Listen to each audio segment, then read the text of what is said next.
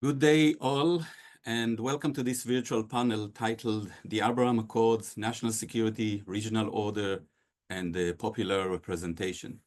My name is Asher Kaufman, and I'm the director of the Kroc Institute for International Peace Studies at the University of Notre Dame. We are here to celebrate and also discuss the book co-written and recently published by our two speakers, Banafsheh Kinosh and Guy Burton. Here's the book for all of us to watch, to see. The third co-author of the book, Robert Mason, was unable to join us today. The Abraham Accords were signed on August 13, 2020, between the United Arab Emirates, Bahrain, and Israel, setting the precedent for the normalization of relations between Israel and the Arab Gulf states. It was then followed with Sudan and Morocco joining the accords by signing separate agreements with Israel. As a consequence, and relatedly, Saudi Arabia and Israel were also discussing the terms of normalization of their diplomatic relations, discussions that abruptly came to an end on October 7th, 2023, following the Hamas attack on Israel and Israel's war on Gaza. In fact, one of Hamas's explicit stated goals of the attack was to avert the possibility of an Israeli-Saudi normalization agreement. The accords exposed and formalized a reality in which Israel has had decades of security as well as commercial informal relations with the Gulf states. This relationship and ties that were mostly conducted behind the scenes until August 2020 became public and formal with these accords.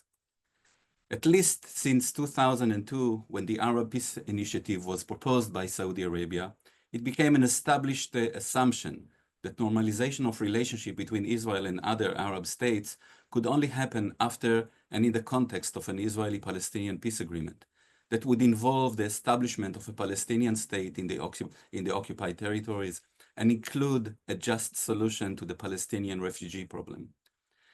The Abraham Accords defied this assumption, putting in the back burner the question of Palestine and any consideration of justice for Palestinians as a central focus of regional and in fact global politics. Israeli leadership could not have hoped for a better deal. For the Palestinians, it was a nightmare coming true. The accords highlighted the importance of geostrategic state-centered interests of all countries involved, all prioritizing their self-interest. These included concern for Iran's regional power, the narrow interests of economic collaboration, and the desire to enhance state-centered stability in the Middle East, challenging the proxies that made up the axis of resistance led by Iran. 4.5 years later, since the signing of the accords, Gaza is now devastated after 1.5 years of war. Israel's displacement of Palestinians in the West Bank continues uninterruptedly. Hezbollah is significantly weakened in Lebanon. Bashar al-Assad's regime in Syria is no longer with us, and Iran's axis of resistance is no longer posing a serious threat to the region. Iran's regime itself is at its weakest and most challenging and perhaps vulnerable moment in decades. While Israel seems to have achieved major strategic gains in the past 1.5 years, it suffers from domestic havoc and a serious threat to its cohesion and the political system coming from within. And the risk of an Israeli military attack against Iran's nuclear plans continues to hover above all. In the United States, the Trump administration that facilitated the accords is back in power and looking for ways to expand them, including the possibility of normalization between Saudi Arabia that was derailed as a result of the war in Gaza. The Palestinians themselves are geostrategically in the worst place than they were before October 7th, and it is also hard to grasp the humanitarian crisis and the carnage that is happening in Gaza. It seems that the accords have so far survived this regional turmoil.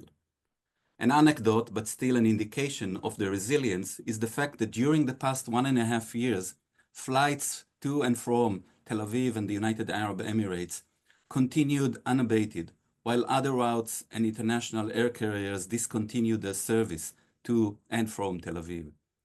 Israeli tourists continue to flood the United Arab Emirates, including Palestinian citizens of Israel, for whom the Emirates are a favorite destination.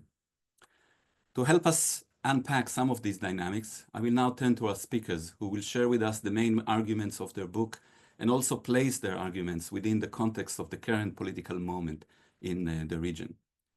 Banafsheh Kinosh, she is a scholar in residence at the Kroc Institute and an affiliate faculty at the Ansari Institute for Global Engagement with Religion here at the University of Notre Dame. She is also a fellow of the Sectarianism, Proxy, and Desectarianization project at Lancaster University. She has taught at multiple universities in the United States and in Iran, where she was an assistant professor at the Islamic Azad University. Her research and publications focus on international relations and the Middle East region. Her first book, Saudi Arabia and Iran, Friends or Foes, was an academic bestseller and was translated into several languages. As an international policy consultant, she has advised the public and the private sectors. Guy Burton, our second speaker and co-author of the book, is a visiting fellow of the Sectarianism, Proxies and Desectarianization project at Lancaster University. And he has researched, written, and taught at universities inside and outside the Middle East, including in the Gulf region and in Palestine, where he taught at Birzeit University. He is the author of China and the Middle East Conflicts, published in 2020, and Rising Powers and the Arab-Israeli Conflict since 1947, published in 2018. Our speakers will take about between 10 to 20 minutes to speak about, to present their arguments, and that will be followed by Q&A, and the listeners are invited to write their questions in the chat function, and the event will conclude at 10:45. So we will start with Guy and then follow up with Banafsheh. Guy, the floor is yours. Well, thank you very much, Asher, for moderating and for and giving that good introduction and sense of where we are currently. I probably just wanted to just start by telling colleagues who have joined us about the scope of the book. We were just discussing it prior to coming on live, and we point out that actually in the book we really come up to our deadline is with October the 7th. So the subject matter doesn't really continue after October the 7th, but we look at the process of normalization or anti-normalization up until that point. So if I could just talk a little bit about the book itself and some of sort of the key findings.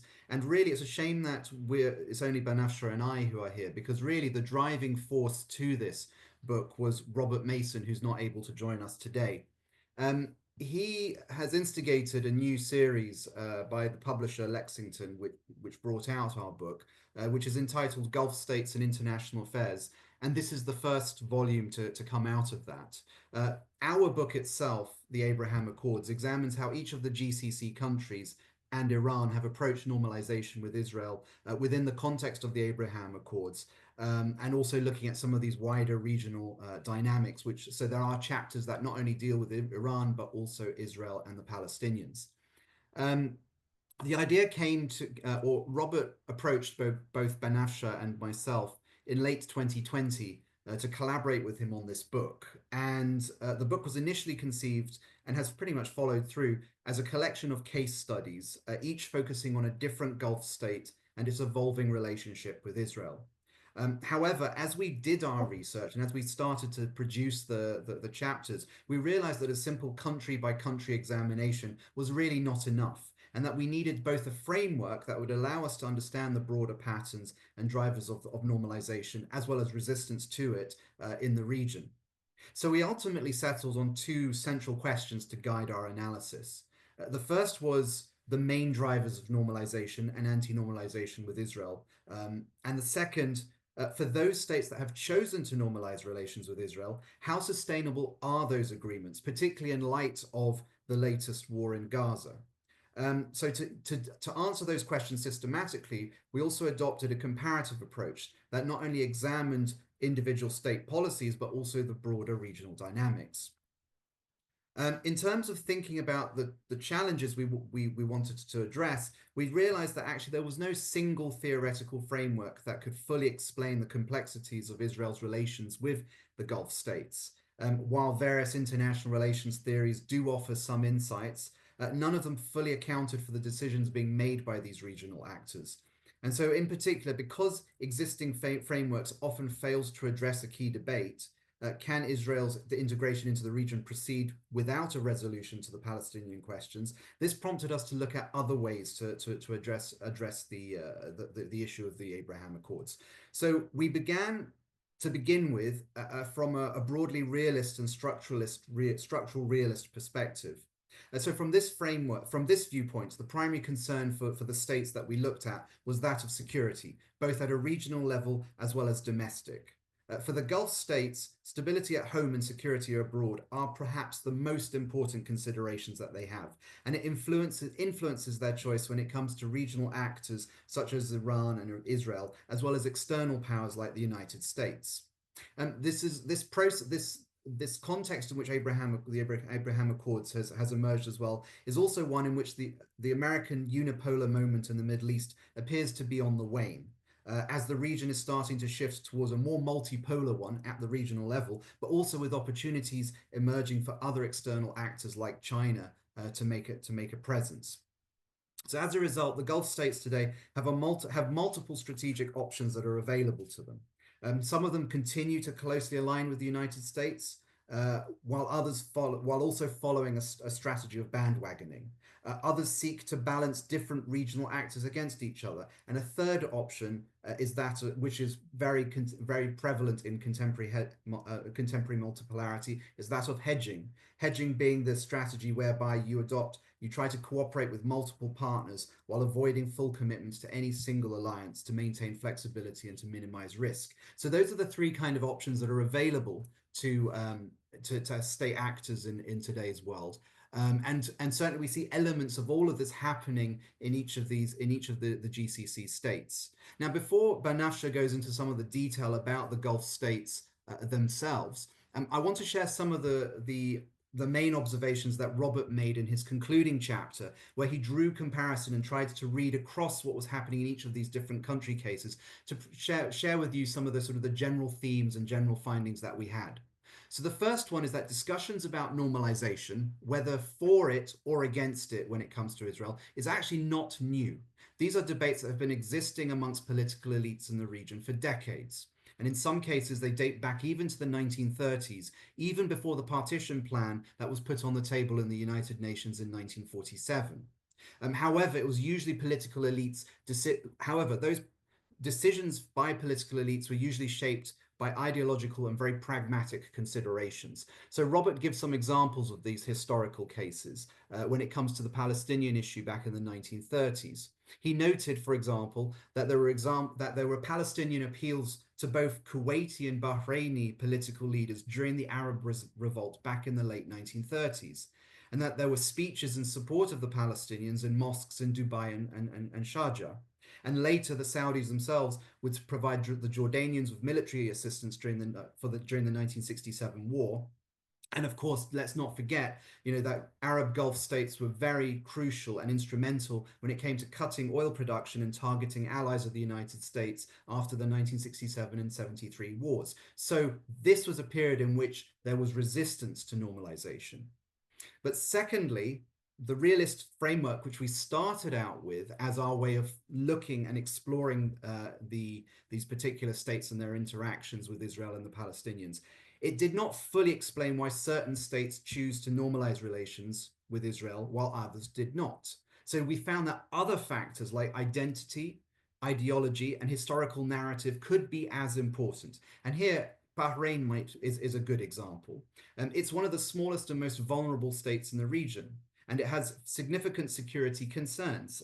If you think about the nature of its population, the demographics being a predominantly Shia majority population with a Sunni leadership, that Shia population shares religious ties with Iran, and yet Bahrain is also one of the earliest signatories to the Abraham Accords. So this suggests that factors beyond security considerations, must be in play. And so here Robert suggests that other things, that for us, as we develop our thinking and understanding about the Abraham Accords and normalization with Israel more generally, we need to look at other areas beyond, or other frameworks beyond security, to constructivist perspectives as well. Thirdly, domestic political factors will influence a state's approach to normalization. The degree of political pluralism, economic development, and state repression all shape how Gulf regimes perceive and manage their relations with Israel. One major incentive for normalization is the potential for technological cooperation, particularly in ways that strengthen state control and regime security. In authoritarian states, advanced surveillance and cybersecurity technologies may offer an attractive means of consolidating power.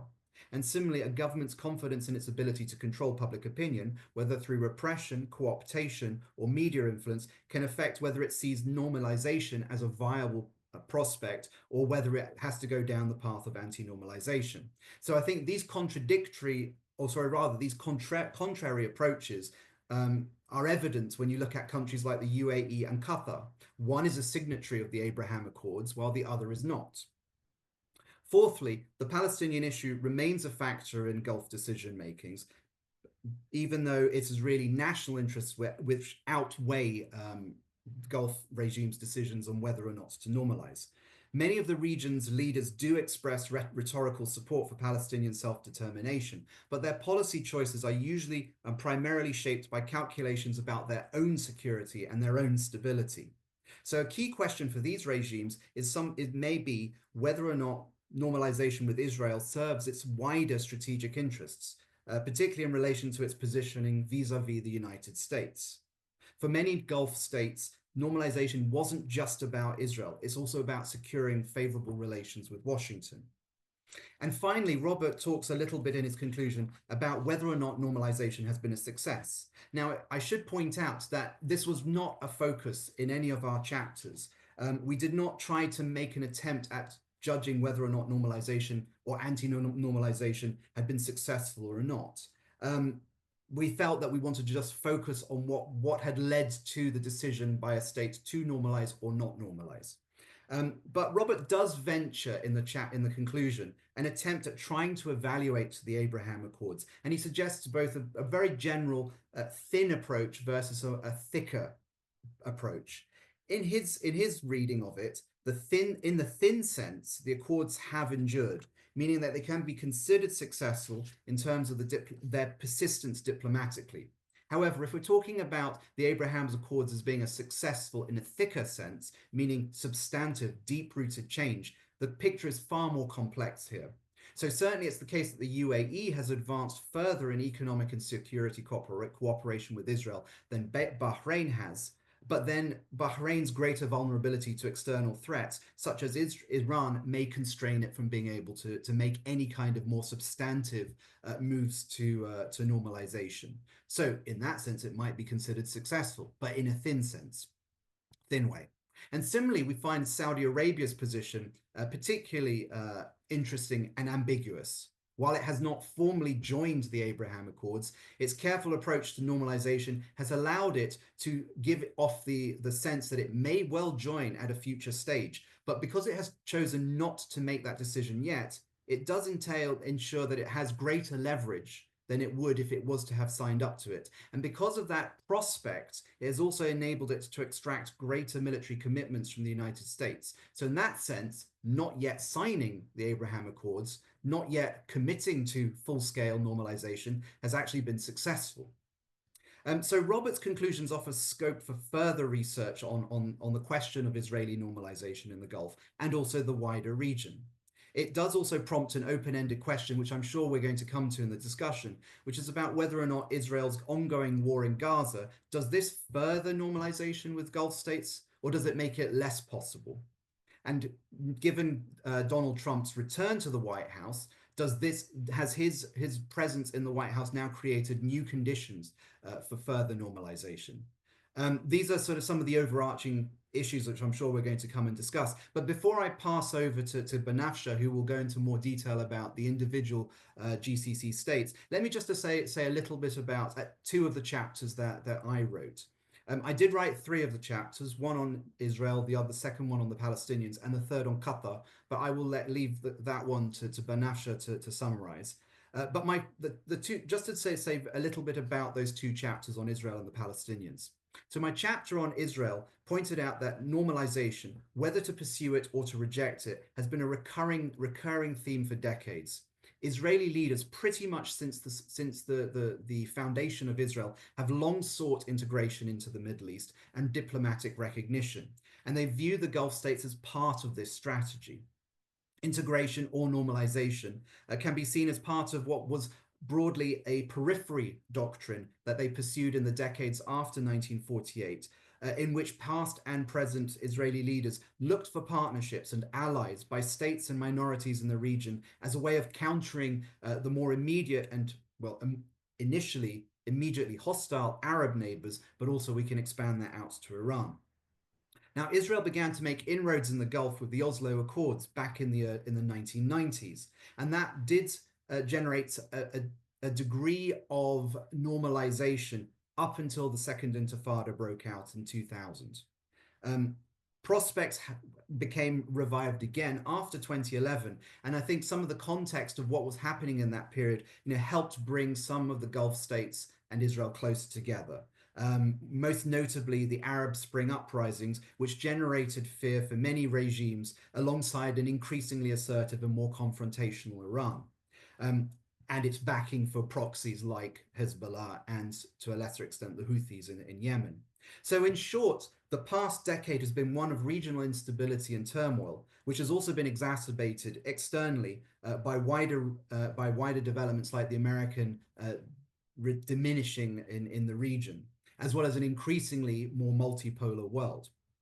So that's sort of the context in which Israel has managed to make inroads into normalization. Now, on the other side, I also produced a chapter on the Palestinians, and I noted that broadly, the Palestinian issue has declined as a priority for Gulf leaders, although their engagement with Palestinian communities and factions both Palestinian communities and the political factions has grown. In part, this is the result of the Nakba in 1947-48, which saw many Palestinian refugees forced to leave and look for refuge across the region. Many of them actually settled in the Gulf and became very prominent citizens and communities based there. So as a result, in many ways, the Palestinians have come closer to the Gulf, at least at a social level. At the same time, looking more recently, when we think about sort of the fracture in the Palestinian polity and territory, particularly that which has happened since 2006, 2007, with the split between Hamas and Fatah, and Hamas taking control of Gaza and Fatah dominating the West Bank. This has opened up the door to some opportunistic meddling by some in the Gulf. So in a way, rather than engaging with the Palestinian crisis in a strategic and coordinated manner, the GCC leaders trying to collectively come together to present some kind of standard position, one that Asher alluded to earlier, the 2002 Arab proposal for normalization with Israel. What we've seen actually in the last decade is a number of different Gulf states and leaders going off in different directions. Much of this motivated by self-interest. Much of this motivated by taking one side or the other in the Palestinian factions and taking advantage of them to prioritize their own interests. I'm not going to say anything about Qatar at this point because I know that Banashar is, but that's pretty much just to give you a broad flavor of both the findings of the book as well as a little bit about the chapters themselves. So now I turn over to Banashar. Thank you very much, Asher. Thank you very much, Guy, and Banafshe, the floor is yours. Thank you very much, Asher. I want to thank you again and the Kroc Institute for hosting us and this book talk. We really appreciate it. And I'm so happy that Guy is able to join us today, and really grateful to him for framing the conversation. His chapters on Israel and Palestine are critical in the book. They not only provide a historic background on the conversation about the issue, but also frame the conversation for the readers to better understand why Palestine and Israel matter so much to the Persian Gulf region. I'm going to call it the Gulf region because one of the primary objectives of this endeavor was to explore Israel's relations with the 6 GCC countries, which are Saudi Arabia, Bahrain, Kuwait, Qatar, Oman, and the United Arab Emirates. And of course, we needed to add Iran, given the high level of tensions between Israel and Iran, and the fact that the Israeli-Iranian relationship overshadows much of the conversation about the Abraham Accords as well. So please bear with me because I do have some ground to cover. But I want to just, before I break down the chapters, I want to emphasize again that our main goal in writing this book was to look at the relevance of the Abraham Accords, especially, since the events of the Arab Spring. So I'll have to brush over a great deal of history, which you can find in the book, and I encourage you to see the book and its historic details, which we cannot go over, but we, unearthed it for nearly 3 years in order to be able to write the book. Now, the book begins with a chapter that I wrote on Israel's relations with Iran. Previously, Israel's periphery doctrine, a template for building ties with countries with distant, non-hostile identities, as Guy mentions, brought it close to Iran because both Iran and Israel are non-Arab states in the region. In 1950, Iran, in fact, granted de facto recognition to Israel, and you might be interested to know that at that time, some 20,000 to 100,000 Iranian Jews lived in Gaza alone before that period.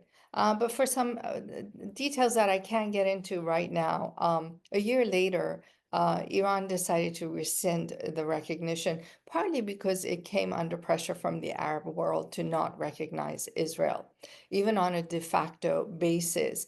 By 1960, however, Iran re-granted the de facto recognition and hinted that it might even take the recognition to a de jure level and, establish formal diplomatic relations. And until the Iranian Islamic Revolution of 1979, the Israeli diplomats were present in Iran, and the two countries enjoyed deep bonds at people-to-people level as well. Israel did a great deal for Iran in terms of, for example, developing our agricultural sector, something that the Iranians have never forgotten, and also in advancing Iran's health sector.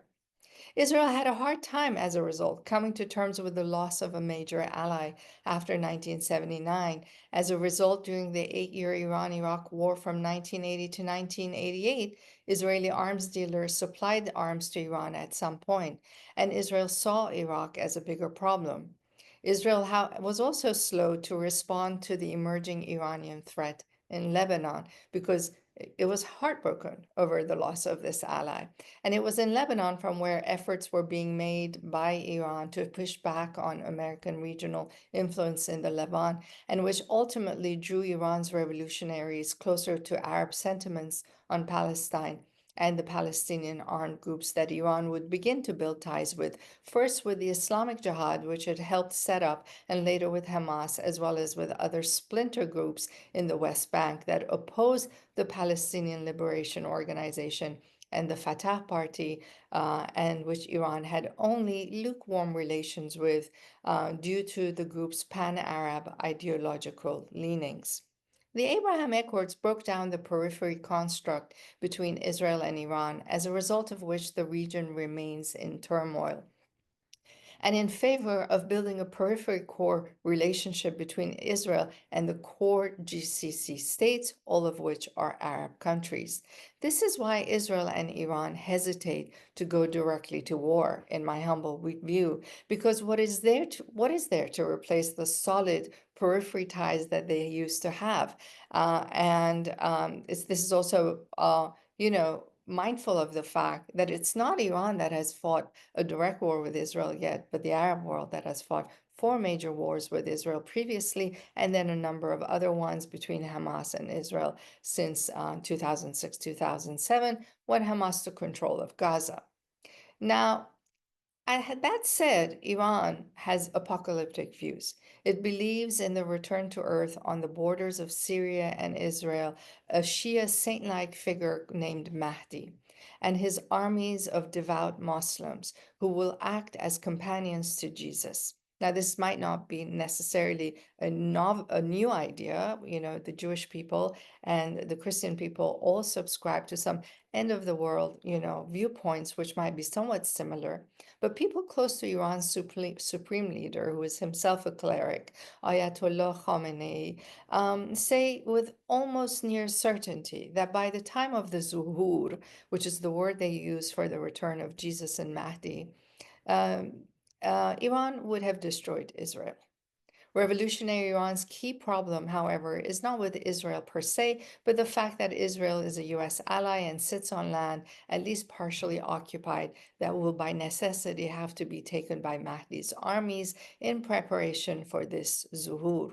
Meanwhile, Iran plays geopolitics with Israel because, as it happens, their interests continue to sometimes overlap over the need to contain hostile Arab forces. Take, for example, Israel's repeated bombardment of Syria to ensure that the new government there, led by a leader who was previously affiliated with the terrorist organization Al Qaeda, does not have supplies to ever contemplate sabotaging Israel's security.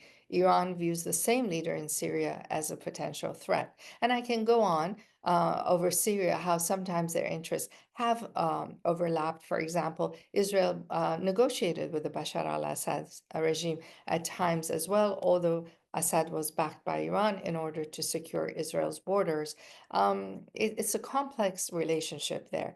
But this is why Israel, but basically, when their interests clash over the Iranian nuclear program and over Iran's backing for Hamas and other armed Palestinian groups and militants called the Axis of Resistance, they pose a potential existential threat to both to each other, Israel and Iran. This is why Israel and the GCC prefer to contain Iran. And the US CENTCOM basically took Israel under its umbrella after 2017. Now let's look at the GCC relationships with Israel. My second chapter in the book is about Saudi Arabia's relations with Israel. Saudi Arabia, as Guy mentioned, is non-committal about its ties with Israel. It has offered elusive hopes of joining the Abraham Accords before the October 2023 war between Israel and Hamas, and then lukewarm offers until it clearly rejected it and subjected it to statehood for Palestine, or perhaps a resolution of the Palestinian plight, more broadly speaking, to leave the doors open for future normalization. It had since first 1988-89 during a Taif agreement, and then 2002 offered recognition to Israel in return for Palestinian statehood, and advocated for an elusive two-state solution in which it sees itself being able to play a more constructive role for Palestine. But it has long had relations, quiet relations with the Jewish state. A Jewish friend of mine has told me that, at least since 10 years ago, she would see a Saudi airplane in the Tel Aviv airport. But Saudi and their relationship goes back before this period. But Saudi Arabia is also home to Mecca, a holy site for many Muslims and Muslim countries who do not recognize Israel because of the Palestinian plight. Moreover, Saudi Arabia is concerned by border insecurity in the West Bank that might affect it and Jordan. And it has, along with Jordan, invested in the preservation of the legacy and the historic heritage of Jerusalem and the Al-Aqsa Mosque or Al-Quds or in the Dome of the Rock in Jerusalem. And it has also laid out conditioning factors for normalization to receive more technology and more security and even nuclear technology from both the United States and Israel in return for recognizing Israel. Meanwhile, expanding people-to-people contacts and promoting interfaith dialogue between the Saudis and the Jewish people, which is a new idea. Because basically Saudi Arabia does not recognize any other religion except Islam as the religion of the country.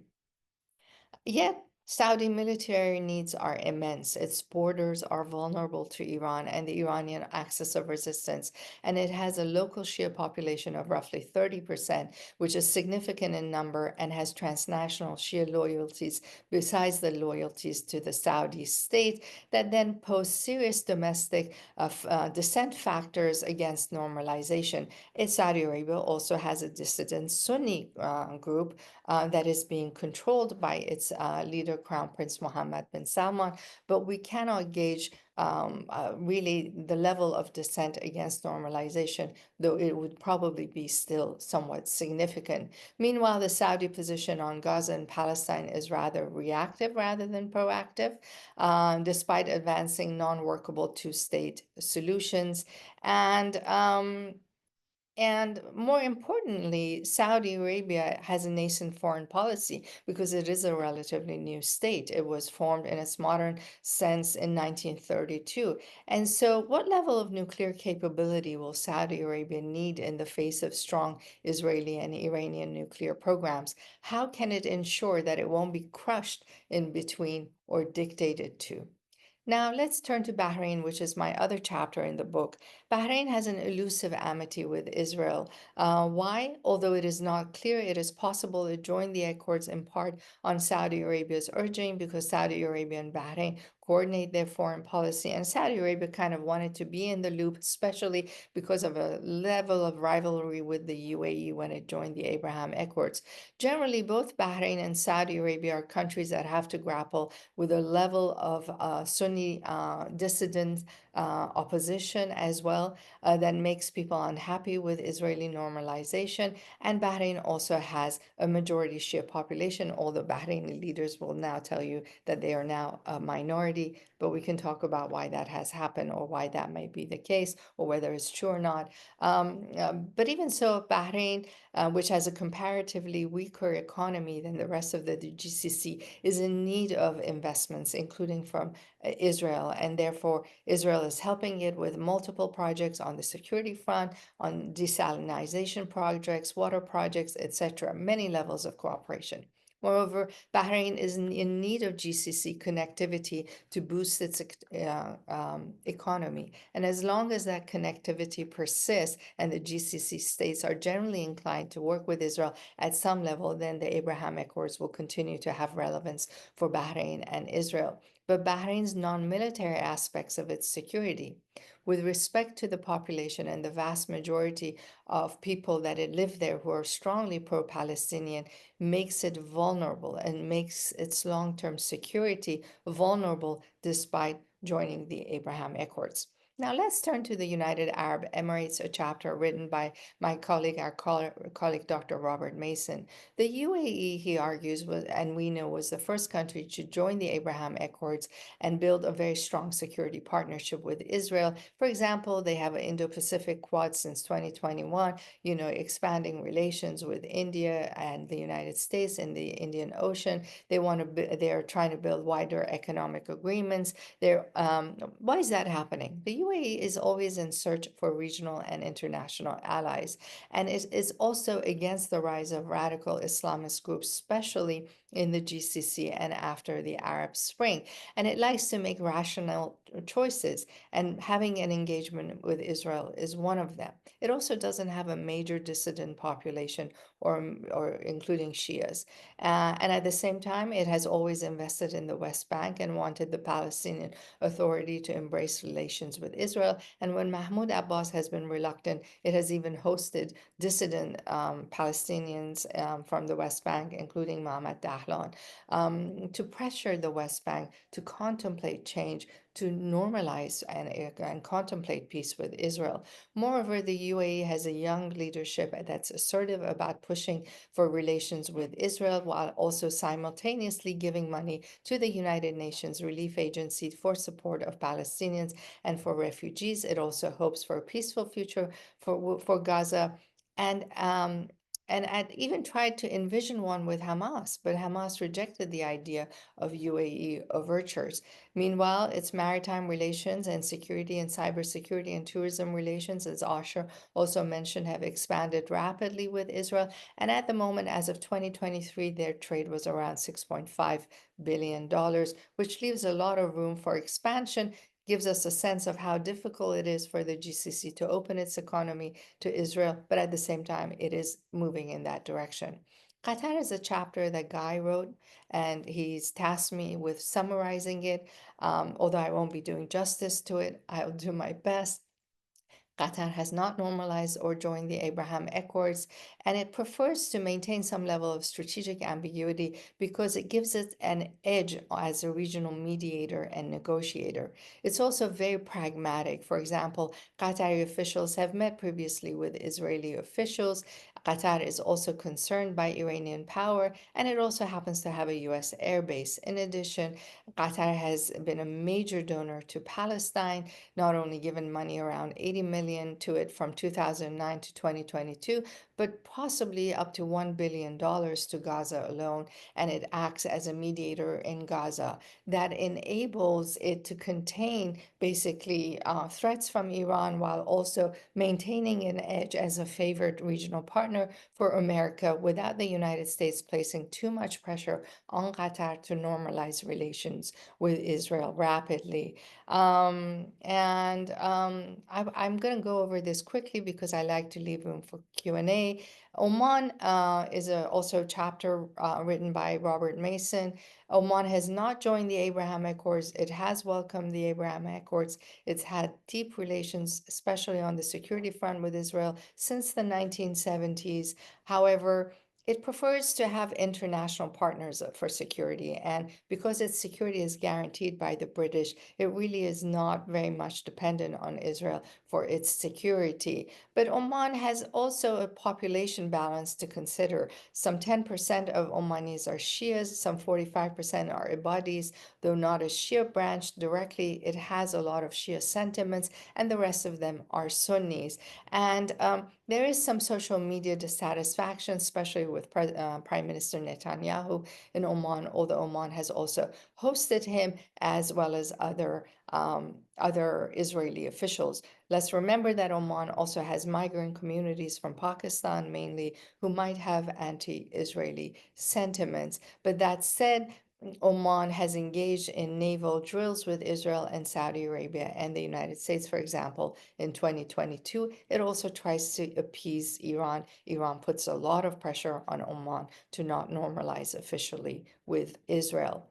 Kuwait, which is a chapter also written by Dr. Mason, has boycotted Israel. It is the only one to insist on this boycott among the GCC states, and it has enough money, oil money, to not need to do business with Israel, unlike, say, Bahrain or Oman. It also has a significant Islamist and pan-Arab currents that also show in its National Assembly. However, that said, popular sentiment is shifting in Kuwait, with the media sometimes expressing favorable ideas about normalization with Israel. But Kuwait's leadership is not as young as the rest of the GCC countries like the UAE and Qatar, and so they haven't really pushed for normalization. It also has a very strong Palestinian migrant community that has helped run its oil industry. As a result, Kuwait seeks comprehensive peace agreements with Israel that would recognize Palestinian rights, but we anticipate that if normalization happens, there will be room for defense and economic cooperation between Kuwait and Israel. Guy has summarized the findings of our book. I just want to add a few points. Basically, as long as the GCC continues to need the United States for its protection, the Abraham Accords will also have relevance.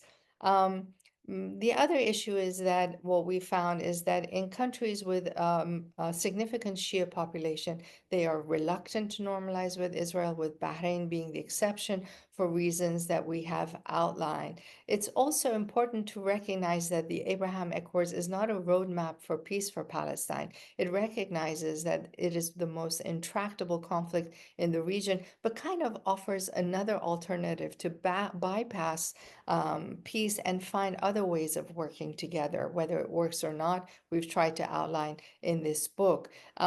Because the periphery relationship between Israel and Iran has deteriorated, we can expect more destabilization in the region despite the Abraham Accords. Having said that, because the region is economically interdependent, the GCC and Israeli economic partnerships will likely continue. And because America continues to have preponderant power over the fate of the Israeli-Palestinian conflict, Iran and the GCC are unable to resolve that conflict on their own.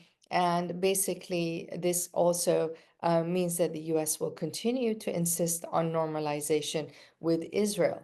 But the disintegration of the shared transnational identity between Iran and Israel means that the patterns of conflict formation between them will constantly be shaped by fear of war and expectation of the use of violence despite the Abraham Accords. Um, Finally, I just want to say one last word for anyone who believes or says that it's unnatural for Israel to have ties in the region. Please look again and look at our book. Those ties have persisted for a very, very long time, but its outreach is all but too frequently overshadowed by the unresolved situation with Palestinian groups, with Palestinian armed groups as well, and with the issue of the settlement and occupation. And therefore, the internal process for peace talks will continue to impact the fate of the Abraham Accords. Thank you very much for your patience. Thank you. Thank you very much, Banafsheh. I would like to ask a question that comes from one of your last points about having that the Abraham Accords are not a roadmap for an Israeli-Palestinian peace agreement, and actually perhaps even suggest that it is a reverse dynamics of the Accords or reverse objective of the Accord from the Israeli perspective. And this is how it has been presented by definitely Palestinians, but also some circles in Israel, that the Accords were actually an effort to intentionally avert the possibility of engagement between Israelis and Palestinians, and that one of the outcomes of the Accords is October 7th, in a sense that Palestinians resorted to that extreme form of violence in order to make a point that they cannot be left behind in any regional agreement that Israel is engaged in. And that has been one of the critiques also inside Israel about October 7th. In fact, that the strategy that Netanyahu has been leading for the last 15 years or so has failed, and that the Accords are one manifestation of that strategy. Could you respond to that? And this is a question for both of you, of course. Sure, I'll start if I may. I think the point is very valid, but it also depends on who's looking at the Abraham Accords. When the Palestinians look at it, it's very understandable that that would be their approach. From the Israeli perspective, yes, many who are suspicious about Prime Minister Netanyahu's ambitions for greater Israel that also takes over the West Bank and Gaza, that also makes sense that the Abraham Accords was indeed an agreement to bypass the Palestinians. But at least on paper, it was preceded by a Peace for Prosperity plan pushed forward by the first Trump administration with Israel to say, hey, we recognize that this is an intractable conflict. It's been 80 years and nobody's been able to fix it. The idea of a two-state solution, as desirable as it is to many, many people, including many, many Palestinians, it doesn't look like it's transpiring. And yet Israel happens to sit in the region, and it has happened to have deep relations, as we show at times, with many regional countries. So what are we to do about it? Why not, as in the case of Bahrain, advance an economy first model, because Bahrain needs economic cooperation with Israel. Let that be a point of success. Let us at least offer an alternative path to cooperation that is imperfect, but everything about the region is imperfect. And I don't think that we are claiming that the Abraham Accords are bringing peace to the region at all. But I'd like to hear what Guy has to say about this as well. Well, yes, thank you for that, Banasha, and also good. Thank you for the question, Asher. I mean, I would concur with you on this as well. That in a essence, the Accords is Israel's way of cutting through the need to actually ensure a settlement with the Palestinians. It completely turns it, goes past it.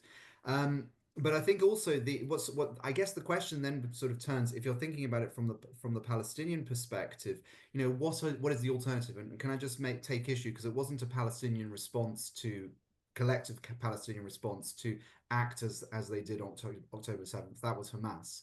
But what I would say is the question is, would Palestinian unity, would the coming together of the political factions provide the conditions in which that roadmap, the one from before, could be put back on track? And I think it's still hard to see that as a possibility, because as I pointed out, we are now at a point where, in a way, when you think about the Gulf Arab states and their leaderships vis-a-vis the Palestinians, if you think in the past, there was a very strong sense of Arab brotherhood, a sense of unity of purpose, that the Palestinians had needed, that this wrong needed to be righted.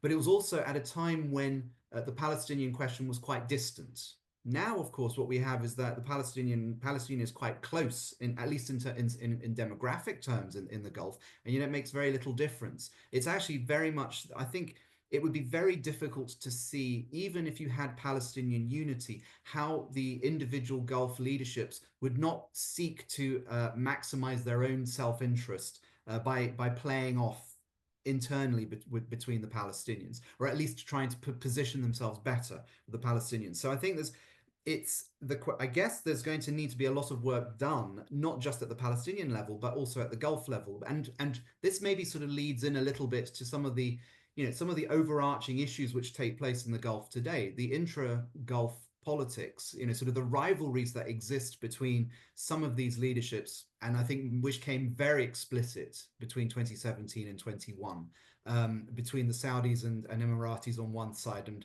Qatar on the other.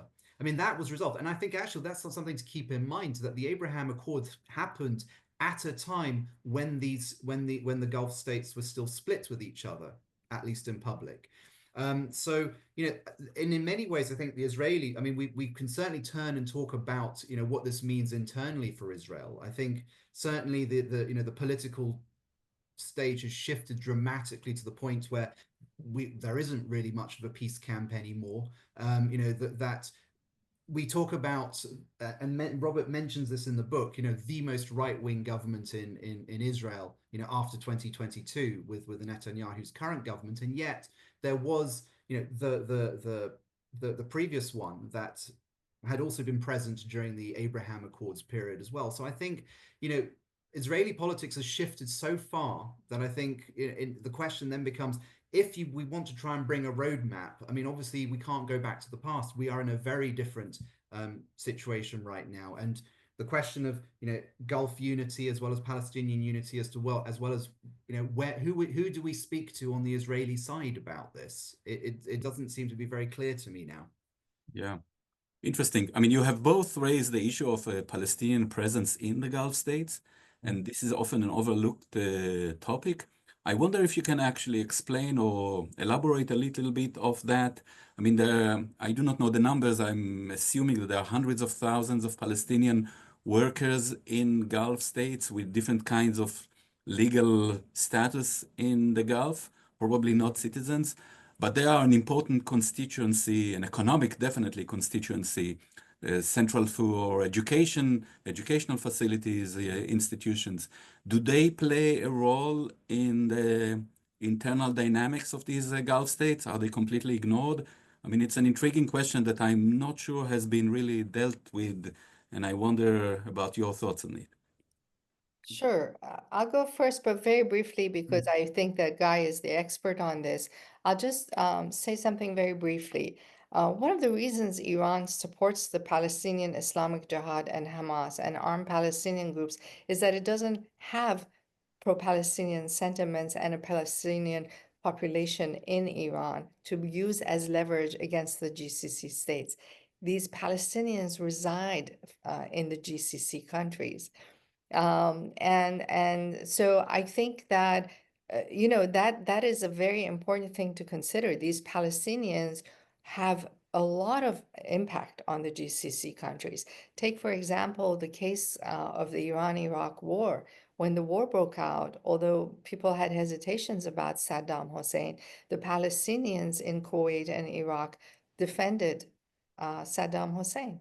PLO, Yasser Arafat, they all took Saddam Hussein's side against Iran.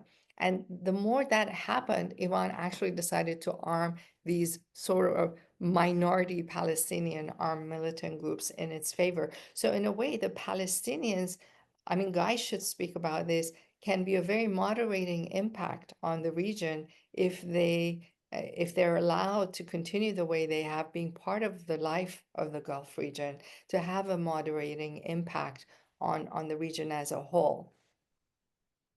Yeah, I mean, thank you for that, Banafsha. I mean, just to say a little bit about the Palestinians in the Gulf, as you pointed out, Asher, I mean, they have played a significant role in educational institutions. For example, in Qatar in particular, you find obviously the small size of the Qatari population meant that they needed to bring migrants in. And back in the 1950s and 60s, you find a substantial number of the emerging states and institutions, including educational institutions.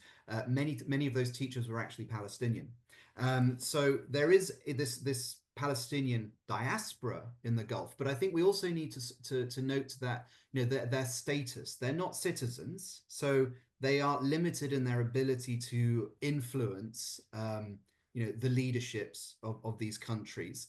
They also have to keep in mind, as you alluded to, their economic situation. Taking too critical a position could be problematic for them. Losing them the right to residency and work. So not having status as a citizen, being dependent economically, this is a fine line to tread. And so you also see, for example, like when we think about social movements like the boycott, divestment, and sanctions movement, the BDS, they have had, I mean, historically, they've had more success working because they are a social movement that looks to interact and to build relations and ties with other social movements in a transnational social movement. They have had more success in places like North America and Europe, where you have, sizable and deep civil societies where those groups can, flourish. The Gulf is very thin in that respect. And so it's very difficult for BDS to build connections at the societal level, and also at the government level. You find often the criticisms that if a Gulf state chooses not to act on something, you often find that the BDS will jump up and say it's because of us. But it's very unclear. It's not clear always how much influence they've had. But in terms of how the BDS operates, it's very difficult for them to do that. So yeah, I'll leave it at that. I have a question about the framing of your arguments. You start with the positioning your arguments within a realist, constructivist perspective, but then you qualify it by bringing in, identity, history, and I'm trying to wrap my mind about bringing them both. Being in a peace institute that centers its research on questions of justice, for instance. As opposed to the realist perspective that does not consider justice as its prime, motivating or its prime factor.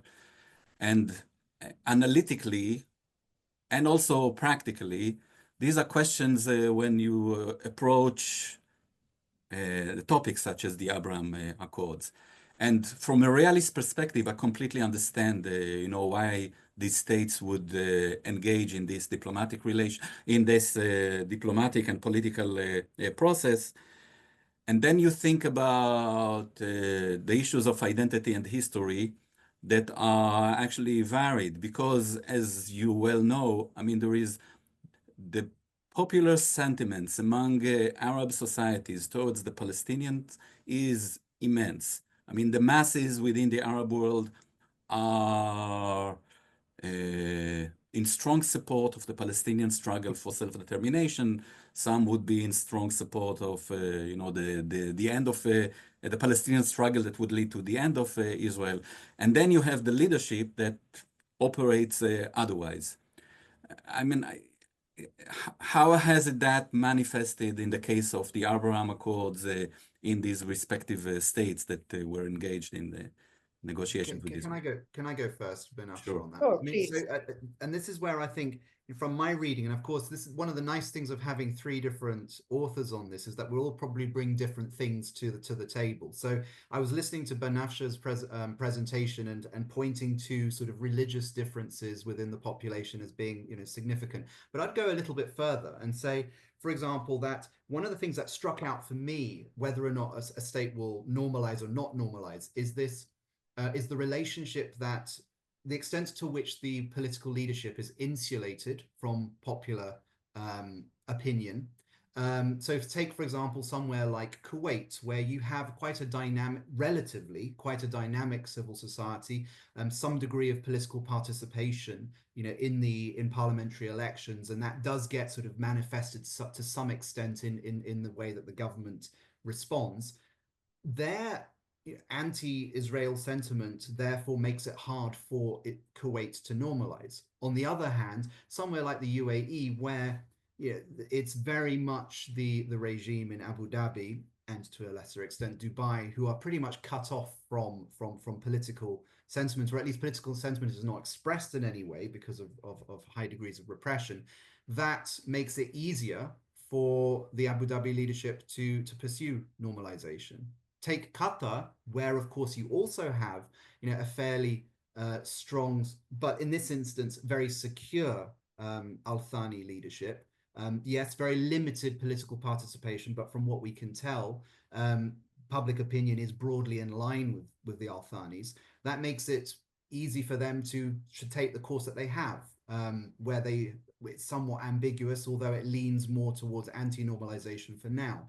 I also think as well, what might be quite interesting is here. I mean, also I've emphasized the political socio elements, but I think maybe also the economic dynamics are important here as well.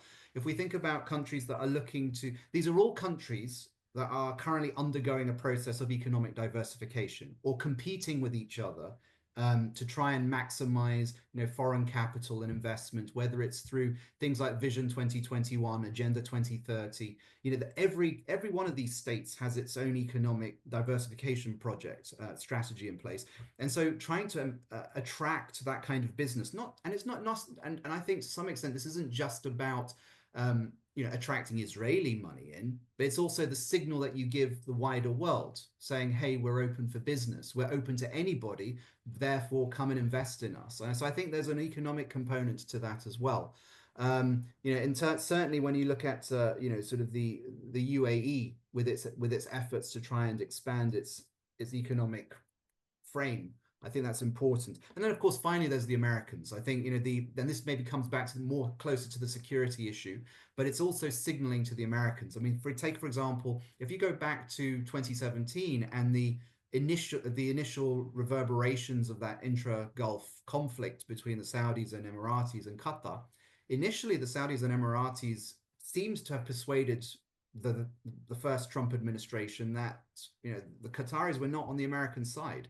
But the Americans rode back pretty quickly when they realized quite how important the Qatar was for military presence in that part of the world. So and of course Qatari lobbying, which blew up in the years that follows 2017. So I think there is obviously I think domestic factors are really important in understanding whether or not a leadership pursues normalization or not.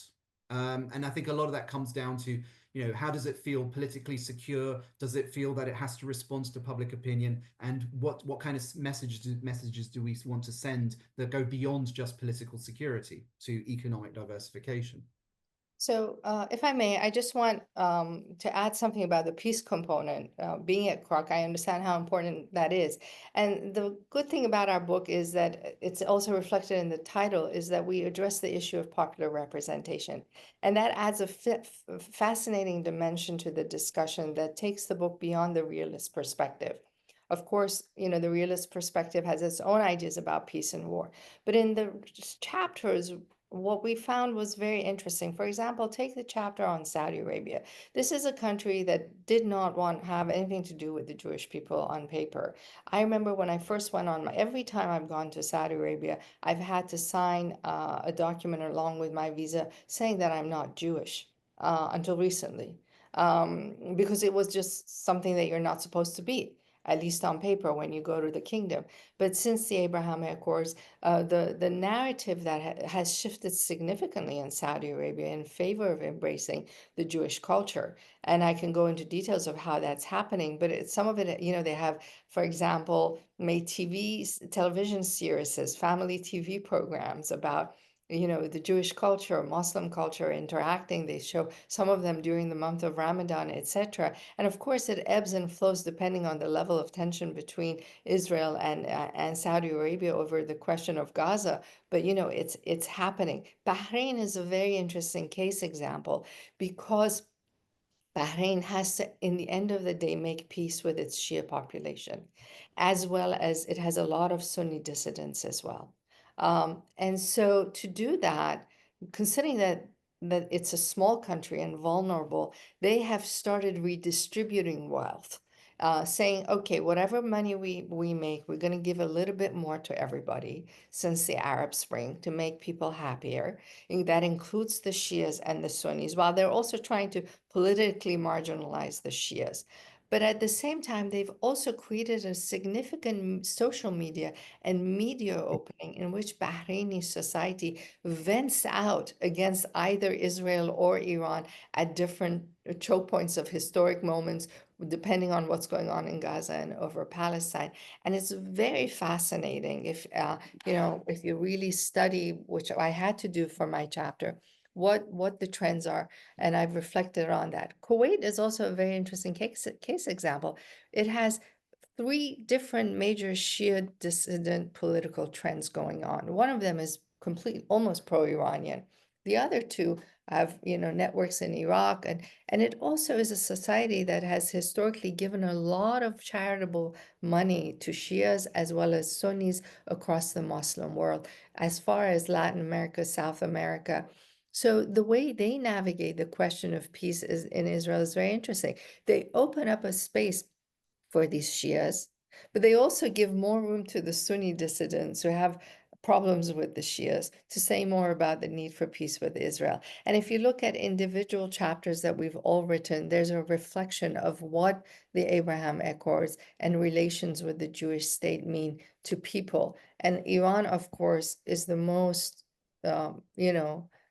pro-Israeli, pro-Jewish population in our case studies, despite the fact that the government of Iran and the government of Israel dislike each other very much. And then again, at the level of popular representation, this is because there's a lot of historic interaction between the people of Iran and the Jewish people. And that can't be taken away by any conflict in the Middle East. Yeah. Thank you. So I wonder about the past year and a half and the findings in your book. If you can reflect on those findings, what have been substantiated, what you would have actually written differently in light of the last 1 year and a half since October 7th. Go ahead. Go on, Ben Asher. Are you sure, Guy? Yes. All right. So what would we reflect on? There is the question of why the war started in the first place, the October War. Was it because of the Abraham Accords per se, or was it because of Iranian machinations? And some of the findings that I have discovered since the October War is that the Abraham Accords played a role in triggering the October War, but it was not because the Abraham Accords itself wanted to trigger the October War. It was because Iran saw it as a threat.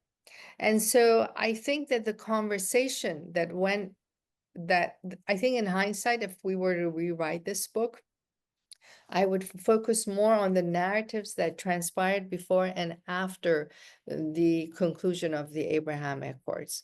what were different states really thinking when they were negotiating with the United States to build this accord? If there were any regrets right after, what were they? And what did the United States do wrong in pushing for the Abraham Accords and pressing Saudi Arabia to join it, although the Saudis really don't and have never really wanted to full on? Why should they? You know, for reasons that I explained. And they have their dealings with Israel when they need to. If that hadn't happened, that war may have been averted, or at least the dimensions of it might have been more controllable at some level. Although these are speculations, I think that in terms of peace and war studies, this book can have a retrospective, follow up in the form of a shorter manuscript about, yeah, I mean, the things that we didn't address in the Abraham Accords because we simply didn't have time. By the time we were done writing, the war had already started. Mm. Yes, I mean, I would. So, I mean, if just pulling it back to your earlier question as well, Asher, you're talking where does it fit? I think just to paraphrase what you're saying about where does this fit in terms of peace and conflict studies. So for me, the starting point in all of this, or at least when we started it, it was very much about the regimes, these states themselves, rather than any attempt to try and resolve, the Israeli-Palestinian conflict. And I think, if anything, it's the choice of whether to normalize or not, and also the state of the accords since October 7th, suggests to me that we're pretty much on that track, on the same track. That it's domestic self-interest that matters more than the resolution of this conflict. And I would also add that really the accords were born at a time of intransigence. I mean, also, it wasn't clear. I mean, certainly there has been this roadmap. There has always been these ideas of, whether through the Oslo Accords or through the 2002 Arab proposal, some route in which Israel was going to get recognition, diplomatic recognition and acceptance, but only in partnership with a final settlement with the Palestinians. The Abraham Accords just cut through all of that, and in many ways, I think part of the reason is was just a realization, a conclusion by states that we need to get on with things, and we just want to put to one side the Palestinian question. In that sense, I think I see the Accords more as a conflict management than a conflict resolution tool, despite some of the some of the signatories claiming that this could be a means for us. I think maybe the Emiratis had this idea that they claim that they could use their relationship with the Israelis as a form of leverage with the Palestinians. But no, I mean, I think it ultimately comes down to it being a management tool more than anything else. And sorry, I think there was another question, another point I think I've just overlooked, but I don't know if you want me to come back on this. Sure. I mean, you have one more minute if you Yeah. can. No, sure. That was it. You were going to ask me if there's anything that I felt, I would rewrite. And Right. actually, I think this is what I wanted to say, that we talked a little bit about this before we went live. That actually, in my feeling, in many ways, what we wrote up to October the 7th in each of these chapters. We don't go beyond that. But I think in many ways, I think what we summarized pretty much still holds, and it's in many ways it accentuates it. So we've seen, the reasons for not normalizing, being emphasized more greatly, and on the other hand, but we've also not seen the accords disappear, right? They've continued, although in a very low-key, low-mannered way. And I'm sure they will come back, or sort of rhetoric about them will come back as and when we start to see how this current conflict is going to end, or at least temporarily. Right. Well, thank you both. I mean, clearly we are in a moment of extreme flux in the Middle East. I mean, between the war in Gaza that continues out of Israel's own interests right now, to the situation in Lebanon and Syria, and who knows what would happen with Iran's,